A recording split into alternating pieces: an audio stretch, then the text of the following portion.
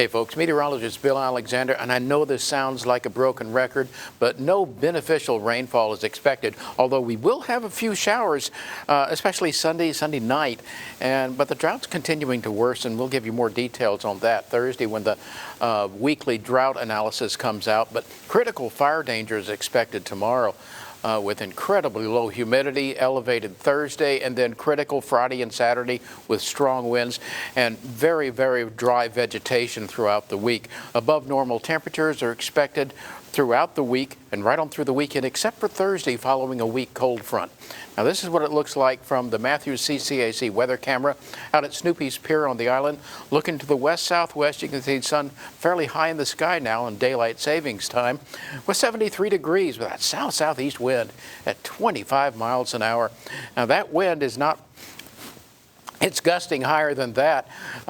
Even out at the airport, it's 37 sustained, gusting to 49 miles an hour right now. And it's bringing a lot of moisture into the region, but you don't see much in the way of clouds and certainly not precipitation. Here, once again, this is for tomorrow.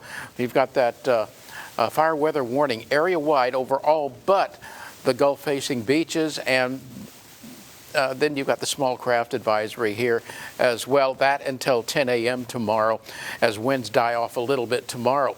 So this is what we saw today. 64 this morning, 85 this afternoon. Both these numbers a bit above normal, but unfortunately no rain, of course, and we're 2¼ inches below normal in that category for the year. Now, this is the little bit of encouraging news here, and a little bit of an opportunity for rain Sunday night, maybe some tonight, but I really seriously doubt that. I think that's going to be in the coastal waters. I'll show you why in a second.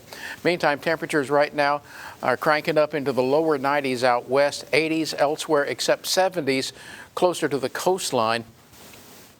Now look at these winds and the peak gust at 49 miles an hour, 38 to 40 miles an hour across the area.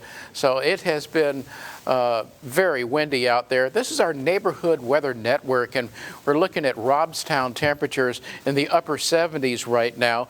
When you step on over to look at Flower Bluff, our peak winds has been 28, 29, even one over in San Benito at 50 miles an hour, which is not unrealistic. We're also looking at 30, 35 miles an hour peak winds over towards Beeville. It's a little bit sheltered over towards Fulton, less than 20 miles an hour there. But what we're seeing, a forecast tomorrow, lower to middle 60s across the board for your minimum temperature. Tomorrow, another very hot one out there. Not quite as hot as it was today, but we are looking at upper 70s to middle and even upper 80s, but very, very dry. Look at the winds. They'll be peaking around 40, 41 miles an hour as a cold front makes its way through here. Now, it's preceded by what we call a dry line. Nevertheless, you're going to look at strong winds for the next couple of days and watch how these humidities, which are fairly nice tonight, watch what happens as that dry air comes whipping in here. Yeah, you're talking about 4% relative humidity on Wednesday and not much different on Thursday with very strong winds. So what we're going to be watching is no big changes. Critical fire danger Wednesday, elevated Thursday, critical Friday and Saturday. A secondary front comes in, and yeah, you guessed it, not much in the way of rain there. Maybe a few showers late Sunday into Monday before returning to the breezes and dry air coming up on Tuesday.